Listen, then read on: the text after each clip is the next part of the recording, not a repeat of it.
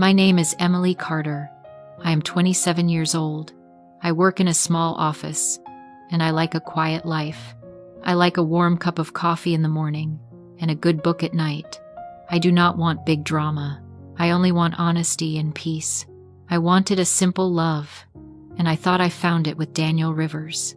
Daniel Rivers was kind and gentle. He had a soft voice and a warm smile. We met in a small bookstore. He loved books like me. He sent sweet messages and he listened to my stories. He told me, "You are the only woman for me." I wanted to believe him. For some months, everything felt easy and safe. After a while, small things began to change. Daniel answered my messages later. He canceled plans. He said he was busy at work more than before. Once I heard his phone buzz in the bathroom, and he hurried out and put it in his pocket. I felt a little worried, but I told myself to be calm. Maybe he had stress. Maybe he needed help. Still, a quiet feeling in my heart said something was not right. One night, Daniel left his jacket at my place. When I picked it up, his phone fell out. The screen lit for a second, and I saw part of a message before it went dark. The words were short but warm. "Miss you. See you tonight. Claire Morgan." My chest tightened. I did not know Claire Morgan. I tried to tell myself she was a friend. The next day I looked again and found more. I found a photo he had saved. Claire smiling, close to the camera, with a note from him. "You are beautiful." I felt cold. These were not just small words.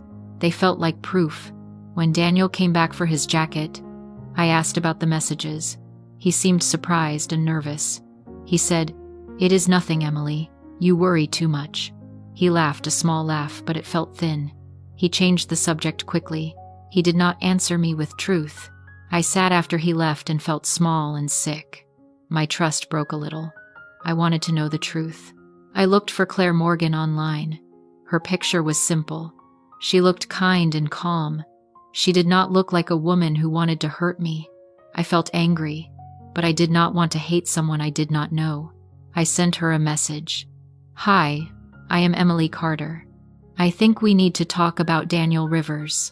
She replied fast. "Yes, I think we should." My hands shook when I wrote. I did not know what meeting her would be. We met in a small cafe. Claire sat near the window. She looked nervous. Her hands were on her cup. I sat down, and for a long time we were quiet. She finally said, "I think Daniel is not honest with us." She showed me messages he sent her. Goodnight texts, plans for the weekend, pictures he called mine. I felt like I had been hit.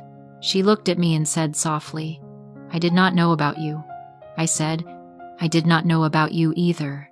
We were both quiet and both hurt. There was no anger at first. There was only pain. We met again a few times after that. We talked about Daniel, but we also talked about life. Claire told me she had a hard childhood. She said her family did not always support her choices.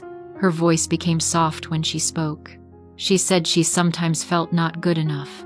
When she told this, her eyes filled with tears. For the first time since the messages, I felt a deep pity and a strong need to protect her. I told her about my old hurt, how a past love left me broken. When she listened with care, I felt less alone. We sat in silence and held our cups. At that moment I saw she was not a rival but a person with pain. That shared pain made us closer. It made our connection real and slow. A few days later, the city had heavy rain. I saw Claire on the street near my office. She had no umbrella. Her hair was wet and she looked tired. I had my small black umbrella, but I was late for a meeting and I wanted to hurry. When I saw her, something stopped me. I walked over, opened my umbrella, and said, "Do you want to come under my umbrella?" She smiled, a small, tired smile, and said yes. We walked together under the little umbrella. The rain made the world soft and gray. Our shoes went wet, and our hair stuck to our faces. We laughed because our feet splashed in water. We found a small bakery and went inside to wait. The bakery was warm and smelled like bread. We took off our wet coats and sat by the window. The rain made a curtain on the glass. The outside world looked far away. Inside, it felt safe. In that warm place, we talked about small things. Claire spoke about a painting she wanted to finish. She said she stopped painting because she was afraid of failing. I told her about a short story I had left in a drawer. She listened and asked questions. She laughed softly at my small jokes. Her laugh made a small light in the room. I noticed the way she wrapped her hands around the hot cup. I noticed the gentle way she looked at me. The rain had put us together in a simple shelter. The shelter felt like a little home. I felt a warm feeling, different from the pain of Daniel. It felt soft and safe. After the rain, we walked out together. We were quiet, but we walked slowly, not in a hurry. We met more after that. We shared soup on cold nights. We watched films and sometimes we painted. Small acts built trust. When Claire had a bad day at work, I made her tea. When I felt afraid of calling Daniel, Claire sat with me and held my hand. These small moments created a slow trust. We were learning to be honest with our hearts. That night, Claire came in, and we talked until late. We cried and we laughed in a strange mix of pain and relief. The anger in Daniel's voice closed a door for me. It also made another door open, one I did not expect. We stood together by my window and watched the city lights. The quiet between us felt real and full. Time passed and our feelings changed slowly. The change was not fast. It was small steps, a longer handhold, a text at night, 2 shows watched together on the couch. One evening we walked to a small hill outside the city. The sky was pink and orange. We sat on the grass and spoke about our fears. Claire said softly, "I feel something when I am with you. I do not know what to call it." My heart beat fast, but not from fear. I said, "I feel it too." We looked at each other for a long time. Her fingers found mine. We said nothing for a while. I wanted to move back. Part of me was afraid. This feeling was new. I had known men who lied. I was afraid of more pain. Claire's face showed a small fear, too. She brought her hand to my cheek and then put it down. She whispered, "I am scared. I do not want to hurt you." I swallowed and I said, "I am scared too, but this feels honest." She looked into my eyes and after a long breath she leaned closer. Our first kiss was soft and careful. It did not come fast. It came in a calm way, like 2 people who had been lost and finally found a small map. The kiss stayed gentle and warm. It felt like rain after a long dry time. When we moved back, we laughed with wet eyes. The feeling was not just surprised, it was a deep relief. The kiss did not take everything away, but it gave us a new start. We decided to meet Daniel together and tell him the truth. We met in a quiet park. He came and tried to speak like before, but his words felt small now. He said he cared about both of us, and he did not mean to hurt anyone. Claire looked at him and said, "We trusted you." I added, "We will not be part of your lies." Daniel's face turned pale. He tried one more time to make us feel bad. He said, "You are dramatic."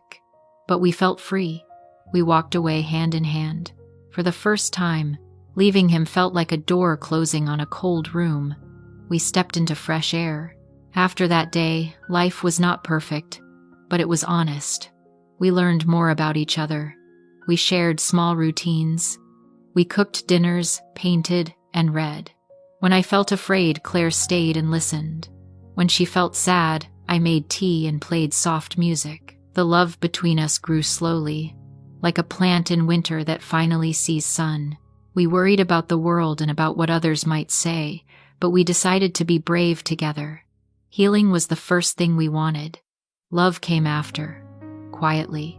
One night, I sat by the window and watched the rain again. The sound of the rain was calm. I thought about how my life changed. I thought about pain and truth and how both can open a new door. I thought about Daniel and how his lies ended a part of my life. I also thought about Claire and how her gentle hand helped me find my way back. The lesson I learned is simple and true. Pain can break you, but pain can also teach you. The truth may hurt for a time, but it can lead to something real. Love can come from where you do not expect. Healing is slow, But it is possible when someone stays and listens. I found love where I thought there was only pain. I found safety in a hand that is gentle and true. My heart is learning to trust again. This is my new beginning. If this story touched your heart, please subscribe.